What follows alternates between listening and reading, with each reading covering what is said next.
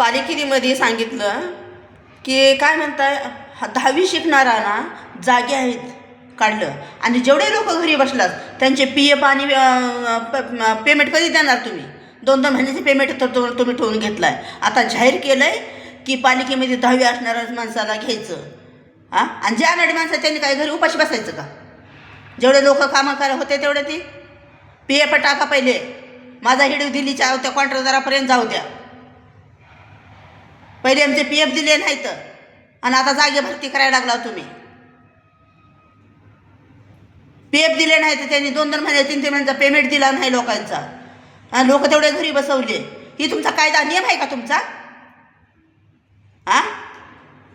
दिल्लीच्या कॉन्ट्रॅक्टदाराला माझं सांगणं आहे, जेवढ्या लोकांचे पैसे दिले तेवढे पैसे आधी द्या आणि नंतर दुसरे माणसं भरती करा. माझा काका, माझी मावशी, माझा नवरा, माझी बायको, माझ्या बायकोचा मेहना, माझा फलाना पिसाना नात्यांना ते तुमचे लावून घ्यायला लावायला लागलेत. वशिल्याने माणसं लावायला लागलेत आणि दुसऱ्या माणसांना उपाशी बसायचं का?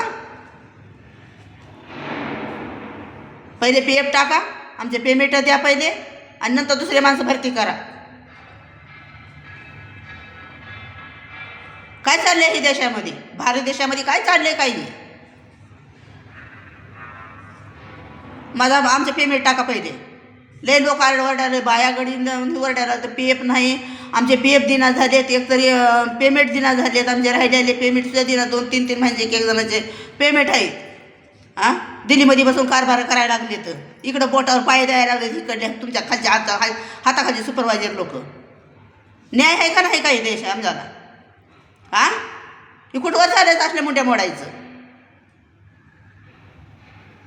दिल्लीत बसून कॉन्ट्रॅक्ट घेतात. लाईक करा, शेअर करा, घंटेला बेल द्यायला विसरू नका.